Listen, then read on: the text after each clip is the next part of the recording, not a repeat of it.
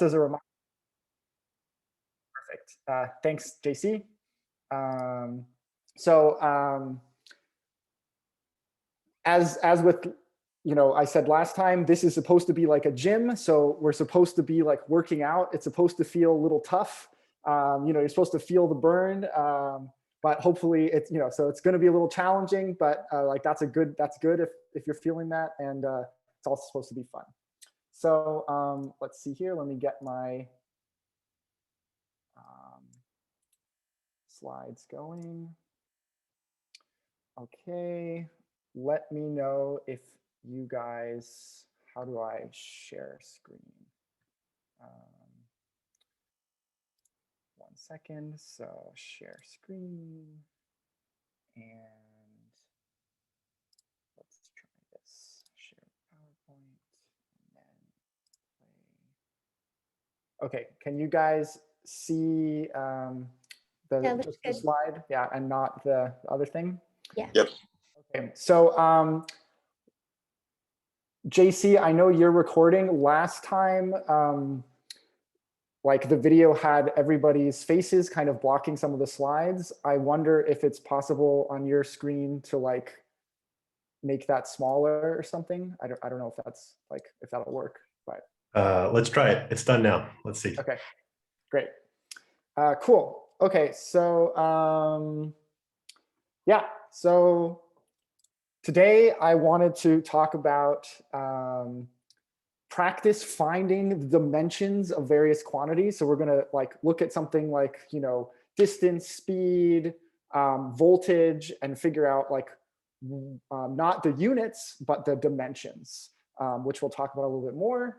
And then once we can find the dimensions of quantities, we're going to use dimensional analysis, where we take like our starting quantities and like mix them together to get like the units of the answer we want. And we'll see that like we can actually usually write down the right, like, equations up to some constants for like a lot of different interesting problems.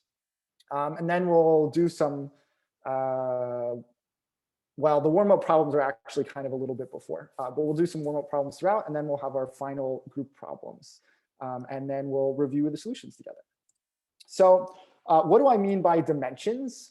And the things that I'm talking about for dimensions are the like fundamental quantities associated with different concepts, and not necessarily the units. So for example, length, not meters or miles or nanometers, right? Like all those different units are talking about the same kind of quantity, a length, or mass or time. So length, mass, and time are going to be our kind of fundamental quantities that we'll be expressing kind of more derived quantities in terms of, which we'll see in a minute. But just to remind you, there are some other quantities. There can be charge, money if you're doing like any kind of financial flows, and there might be other base quantities instead, like per person, per capita. So don't just think it always has to be length, mass, or time, but definitely for many of the physical quantities we're looking into, those are going to be the base units. And so when you're trying to figure out for some kind of more complex quantity what its dimensions are, the easiest thing to do is to find some equation. So for example, for force, what would be the units of force? I could use something like F equals ma. There's lots of different force equations, but like that's a simple one without too many terms. And when you have equations, you always have to have the units balance on both sides. Otherwise, it's just, you can't add apples and oranges. You can't add like miles per hour and miles, like that doesn't mean anything. You have to kind of add the same quantities together. So from here, we know that like this quantity on the left, force, it's got to have the same units as the quantities on the right. And so we can look into this a little bit more. And these square brackets here mean like dimensions of the variable. So here it's saying the dimensions of acceleration are length per time squared. You can, if you know the units, meters per second squared, meters is a length and seconds is a time.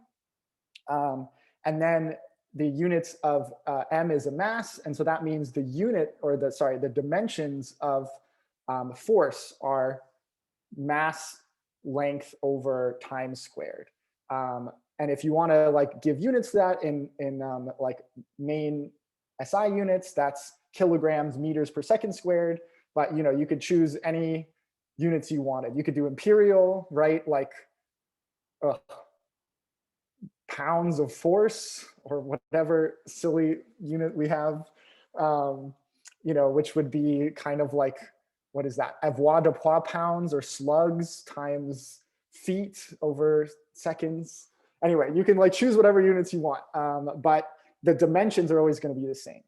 So what I thought was we'd go through a bunch of different kind of quantities: linear quantities, angular quantities, electrical quantities, and we build up some familiarity going from equations to like what dimensions are implied, and we practice learning the dimensions associated with a lot of different physical quantities. So so this first thing here, I like a little bit later, I'd like everyone to have their pencils and papers out, and we'll all like by ourselves go through and try and figure out the dimensions of these various quantities. So I'll tell you like the first two, and then we'll build up the rest. So the first thing, distance, pretty simple. You can use a variable x to talk about that, or d, or anything, and it has dimensions of length, and the SI unit for it is meters. Next, velocity. Velocity, or speed, is the derivative of position or distance. It is dx dt. And you can kind of, think about a little bit of x for a little bit of t. And so a little bit of x has units of length, a little bit of t has units of time. And so the dimensions of velocity, implied by this equation, or in general, are length per time, length over time, and the SI units there are meters per second. So what I'd like you guys to do by yourselves, and we'll take, let's say 5 minutes, is to figure out some of the dimensions of these other units: acceleration, momentum, which is mass times velocity; force, mass times acceleration, or the time derivative of momentum; energy. I've given some different equations here: gravitational potential energy, mgh; kinetic energy, 1/2 mv squared; or I think the simplest way of remembering the dimensions of energy, work, is force times distance. And finally, I wanted you guys to see an integral and to figure out the units when you're doing an integral. So here's action, which is the Lagrangian integrated over like some time, per time. And the Lagrangian is the kinetic energy minus the potential energy. So I'd like you guys to figure out the dimensions of each of these quantities.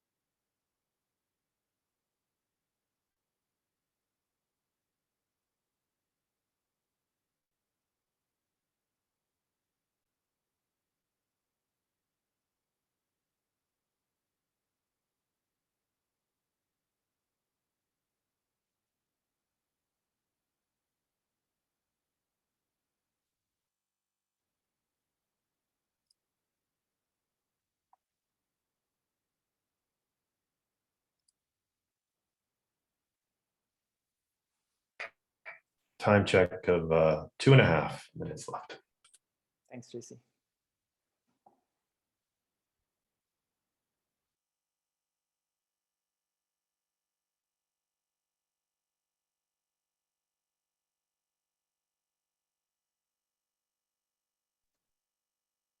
Most people should be done now, right? Sorry? Most people should be done now, I think. No? Okay. Is there anybody that needs a little more time? No problem. I might need a lot more time, so don't wait for me. Okay. Yeah, No worries. more time isn't going to change the outcome for me. Okay, great. Well, I'll let you guys, try a little bit more, and I think 5 minutes sounds good still. Yeah. Feel that burn. Try and lift as much weight as you can. It's if you're feeling the challenge, that's good. That means you're going to be growing.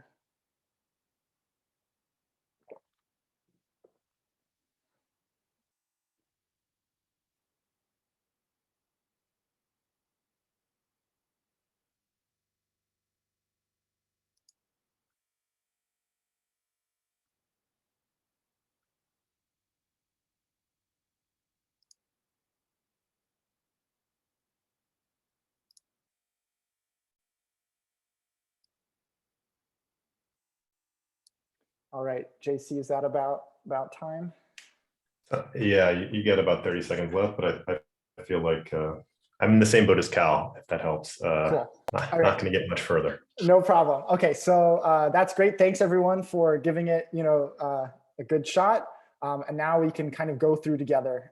And happy, if anybody was a little confused, definitely feel free to ask questions about how things happened. So we had velocity, we had length per time. And so acceleration is the derivative of velocity. It's another derivative. So I guess, this notation here is maybe a little confusing. This might have tripped some people up, but acceleration is change in velocity per time. So it's a distance, and then how does distance change per time? How is your distance changing? That's the velocity. How is your velocity changing per time? That's the acceleration. So acceleration is length per time squared. Its units in SI are meters per second squared. So that would be like another way of figuring out what the dimensions were if you remembered what the units were. So momentum is mass times velocity. So that's going to be a mass times a length over a time. This doesn't have a name of its own. It's kilograms meters per second. Force, we saw earlier, mass times acceleration, or a little bit of momentum per time. So it's going to be whatever momentum was with the extra divided by time. The units for that are newtons. That's kind of the derived unit.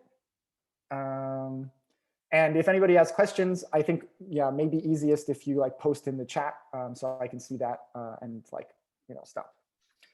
Okay, so that's force. What about energy?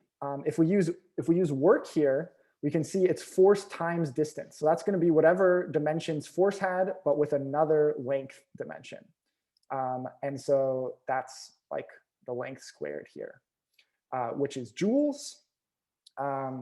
So, I think this is also something that people are going to kind of need to practice, which is kind of being like, okay, this is an energy or this is a power. Like energy is joules, powers is joules per second. And then say okay, what are the dimensions of joules? How do I figure that out? I'll do energy, and then what's the simple equation to give me energy? Oh yeah, it's force times distance. What's force? It's ma. And so you kind of have to build backwards to figure out the dimensions of these various quantities. But this is going to be really important when we do dimensional analysis next. This final one here, the action. What does an integral mean? An integral means add up a lot of little pieces. So each of these, and they're all going to have the same units, because when you're adding, the units are the same. So this is adding up a bunch of little pieces that have units of energy times time. And so the units of action are energy, but then with an extra t on top. So that, it goes from t squared to t. And the units of action are joule seconds. Action is kind of an advanced concept that shows, physics likes to minimize action. That's like a more advanced way of understanding physics. But anyway, I thought this would be a good way of figuring out units and dimensions from integral equations. So great job, everyone. Now for some related things. These are linear quantities. We could also do angular quantities, which have similar equations, but with a few replacements. So for angular quantities, this is things that are spinning. And the way you get angular quantities is that you think about your linear quantities, but every time there's a mass, you replace it with I, this moment of inertia. And whenever there's like something related to a distance changing, you replace that with an angle. And I'll talk a little bit more about that. And a thing to note is that moment of inertia has units or dimensions of mass times length squared. And the standard equation for like a point mass that's spinning, its moment of inertia is mr squared. So once again, angle theta has units that could be degrees or radians, but the dimensions, it's actually dimensionless. This is just a number, and numbers don't have a dimension. And then, we could be wondering, how does the angle change over time? How fast is the angle changing? And so that's angular velocity. And so that has, I wanted to actually tell you what the units were here. The units here are, instead of velocity, which is length per time, the units here are radians per time. And so the dimensions are 1 over time. So I want you guys to figure out some of these other things. Angular acceleration, angular momentum. If linear momentum was mv, we use these rules. We replace the m with an I. We replace the v with, which is the time derivative of length, with the time derivative of angle, omega, the angular velocity. And then torque is the angular version of F equals ma.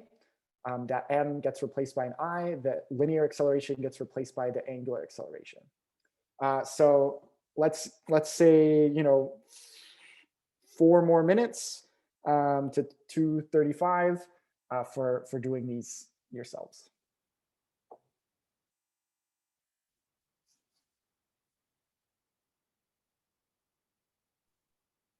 Sorry, James, just a physics query. Sure. Do you know any of these angular variables or whatever which has length as a dimension? So the length will come in because of the moment of inertia. So Yeah, got it. yeah, Got it. Got it.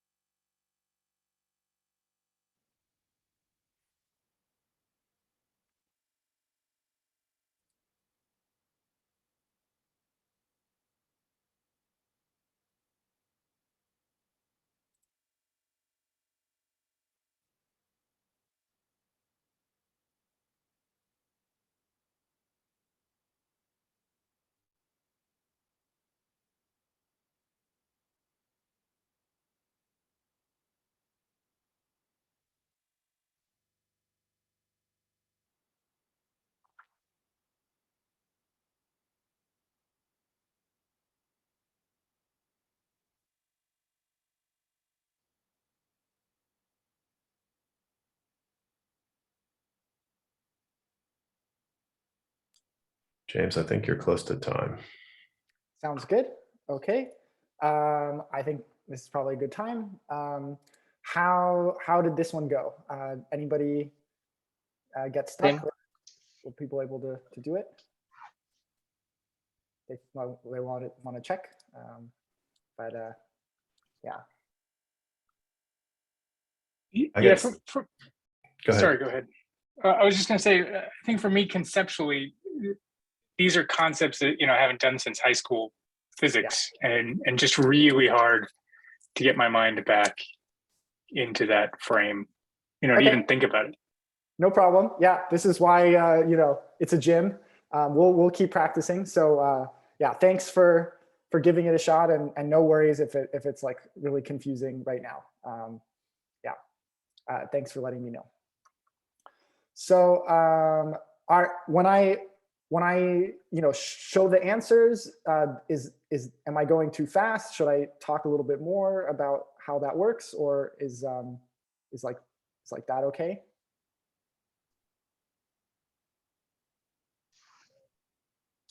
I Can feel we like guess before? you're at a good speed right now. Yeah. Okay. Yeah.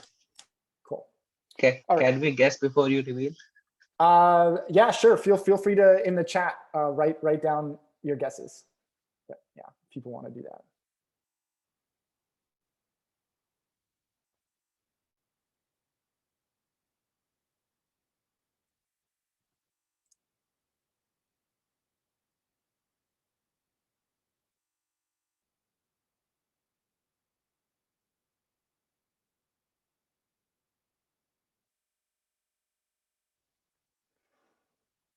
Okay, so kind of going through here, as we saw before, velocity is kind of the time derivative. So it's going to be whatever units this angle had divided by time. And so radians are dimensionless. And so the units of angular, or dimensions of angular velocity, are 1 over time. A little bit weird, but you still have to, when you have units, the units kind of matter. There's a difference between radians per second or degrees per second, right? There's this like 180 over pi difference, but they have the same dimensions. They are just like, something per time, a dimensionless number per time. Angular acceleration, we're taking, 2 time derivatives. So that's going to be, per second per second. So angular acceleration has dimensions of 1 over t squared. Radians per second squared is the units. And okay, so now we're doing our angular momentum and torque. So angular momentum is I times omega. And we saw before omega is 1 over t. And what is I? I is like a mass, but it actually has dimensions of mass times length squared. And it's related to how hard it is to spin something. And so how hard it is to spin something is both how far away the mass is from the center. If you like stick your arms out, there's a longer distance. So you can have the same mass, but if you change r, it gets harder or easier to spin. But also just like having more mass makes it harder to spin. So it's a combination of both of those. And so the units here are that 1 over t from the angular velocity, and the moment of inertia has units of, or dimensions of ml squared, mass times length squared. And finally, torque has that units of moment of inertia, ml squared, and angular acceleration, which has that units of 1 over t squared. And so torque, it turns out that this, if we remember from before, newtons is like mass times length over time squared. So the units of torque are actually newtons times meters, or joules. This is also joules, it has units of energy, which is kind of weird. In imperial, this is foot-pounds of torque for like, how much torque your car has. So kind of weird that like this is an angular quantity, and it like has the same dimensions as this linear quantity, but just because they have the same dimensions doesn't necessarily mean like it's the same physical concept. So that's like kind of a little bit of a weird thing, is like different physical concepts can have the same dimensions. So that's that. The final thing I wanted to go through, and Venkat, that's a great point. He says that instead of radians per second or 1/seconds, the other unit here is hertz, which is cycles per second and has dimensions of 1/seconds. Another question, we tend to use radians to avoid the currents of pi. It's less, I think it's actually radians are deeply related to pi versus trying to avoid pi. So like,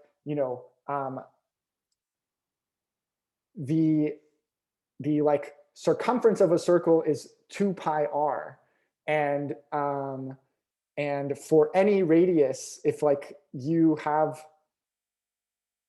something that's a length the radius, the like what's the angle that will turn, it's always 2 pi. And so radians are actually like more deeply related to circular motion, I think, than degrees. Like 360 doesn't really have anything to do with circles, whereas radians, like circumference is 2 pi r, and like the angle you go around is 2 pi. And so there's this deep relation between like the radius. If you take a circle that's 2 pi degree or radians around, for any circle, the amount of angle that like taking the radius and putting it on the circle subtends is like 1 radian. It's like 55 degrees, but the like amount of angle it is 1 radian. And so there's this, that's kind of the relationship there. It's this like weird arc length to radius thing. Anyway, sorry if that went a little bit too long. So that's angular quantities. The last thing I wanted to go over was electrical quantities. These ones are like actually even a little hard for me. So no worries if this is a bit of, I'm going to kind of go through these a little bit fast. These are going to be a little bit harder. And so, give it your best shot if you want, but I want to spend some time so you guys can hit the real problem. So apologies for that. But anyway, electrical quantities, there's some very important equations. There's Ohm's law, which relates voltage to current and resistance. So Ohm's law is V equals IR. And the way to think about these quantities, we'll talk a little bit more about in a bit, but there's this nice hydraulic analogy to remember kind of what these are. So first things first is charge. Charge, Q has dimensions of charge, and has units of coulombs in SI units. A charge per time, a flow of charge, how much charge is coming by me. That's a current. So I think I'm just going to go through these and show you the dimensions. So no need to like figure this out yourself. But yeah, you can maybe think in your head of maybe like what this one dimensions would be.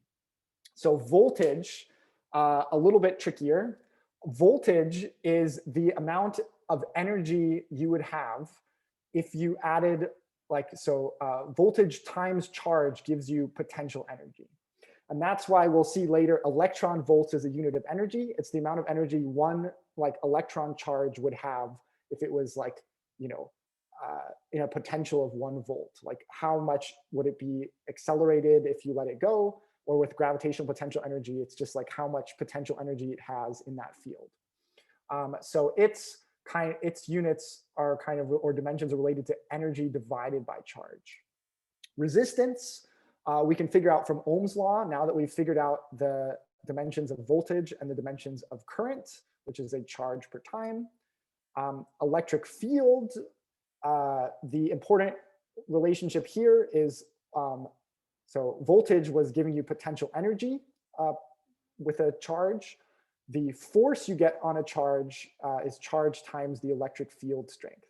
And so we know before units of force. And so now electric field strength is like force divided by charge.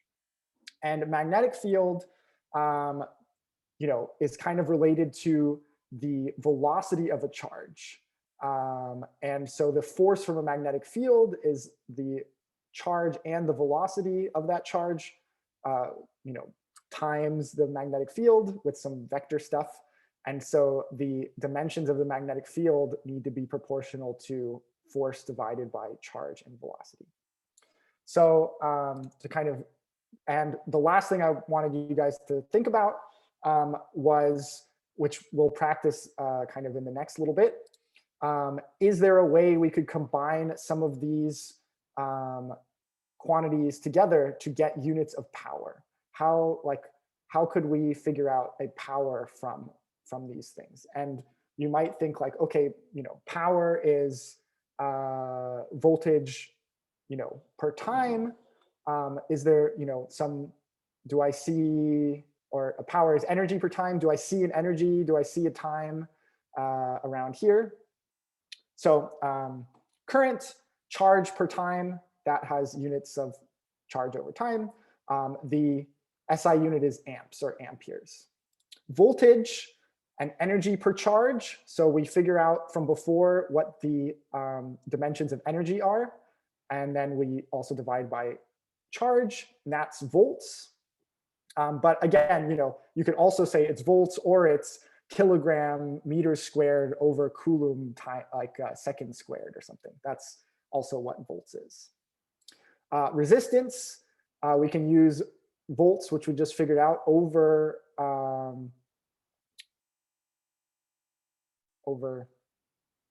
current. And so we multiply the top by a time, we divide by a charge, and so we get this for unit of ohms. Same thing for electric field. It's those units of force divided by charge, volts per meter. So there's not an SI unit, I think, for electric field strength. It's usually volts per meter. And finally, magnetic field, we can, kind of do this electric field units, but then we divide by velocity. So that means we divide by a length and we multiply by a time. And so we get kilograms per coulomb seconds is what the dimensions of magnetic field are, which is measured in Teslas. And to kind of talk a little bit about what these different quantities mean, if your electric charge was a fluid, if it was water, the current would be how much water is flowing, kind of the mass of the water. The voltage would be the pressure of the water. How much are you pressurizing the water as it's going through a tube? And so as you increase the voltage, you're like pressurizing it more. And then the R, the resistance, is kind of the diameter of the tube. And so you can see V equals IR says that kind of the pressure between the two sides of the tube is going to be related to how much water is flowing through the tube, the I, and how small or big the tube opening is, how easy it is for the water to go through. And so if you have a really big opening, which is a low resistance, then the pressure is not going to be really different between both sides. And if you have a small opening, that's going to make the voltage, that pressure difference really big. Finally, there's a nice equation for power. And we could have maybe figured that out by looking at, we want a energy per time, and voltage is energy per charge, and current is charge per time. And so if I multiply them, then the total dimensions are actually energy per time. So that's like a nice little thing there. And there's actually another way you could put some quantities together. You could do voltage squared divided by radius, divided by resistance as well. So I want to get to the dimensional analysis. I'm running a little late on time. I apologize, you guys. So I'm going to skip some stuff so we can get to the practice question. So let's do that. I wanted us to think of some other dimensions, mainly GDP, is like money per time, but we're running a little late. So dimensional analysis.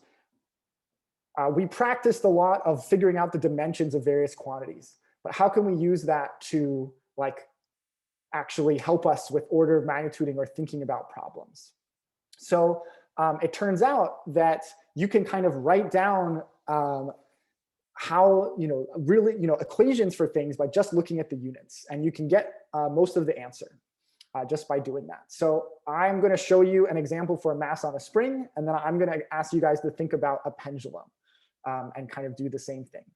So the question we're interested in, we have this mass on a spring. It's horizontal. It's a frictionless surface. So there's this spring with a spring constant K, which whatever that means. And it's something related to the spring. And then we have a mass that's attached to the spring. And we want to know, what is the period of oscillation? How long does it take for, if I pull the mass, for it to go forward and come back to its original position?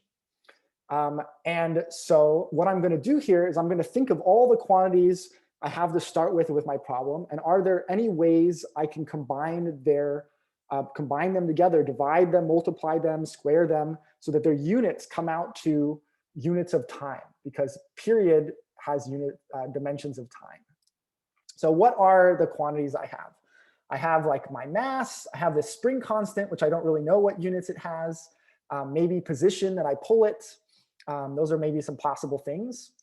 And an important kind of thing that I needed to know is there's an equation that relates force to how much I pull the spring back, which is called Hooke's law. And from this equation, I can figure out the dimensions of spring constants.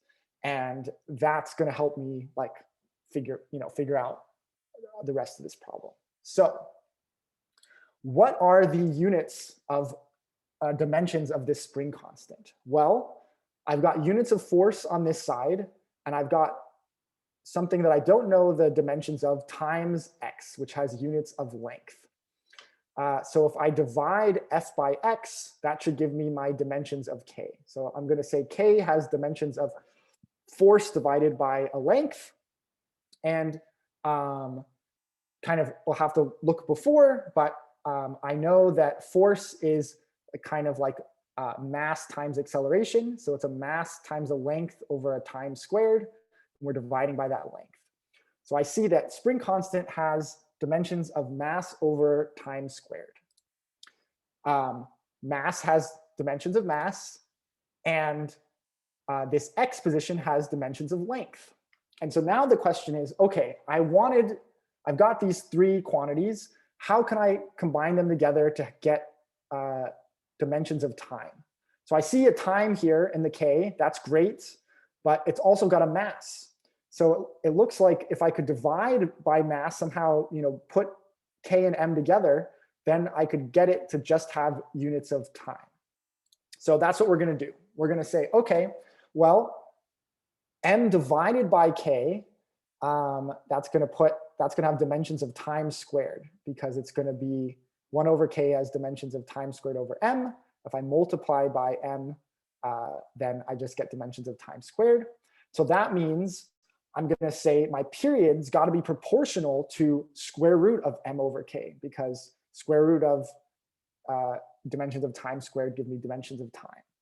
And so there, I didn't have to write down, I didn't have to solve f equals minus kx. I didn't have to write, some sine or cosine and then look at that and figure out all this. I could just look at the units, and I found this kind of complex equation that tells me how the period changes. And you'll say well, James, why don't we do all physics like this? And the answer is that we don't get constants. So, dimensional analysis can't figure out the precise constants for things, but it can give me the right scaling. And importantly, scaling is often what we're interested in. You might be interested in, okay, I've got some period. How will the period change if I change the spring constant or I change the mass? And that, you can figure out how things scale, how the period changes just by doing dimensional analysis, because, if you want to know the ratio of one period to another, those constants cancel. So for the last bit of time we have, I guess we can end the recording. And I'd like you guys to try a similar thing, but with a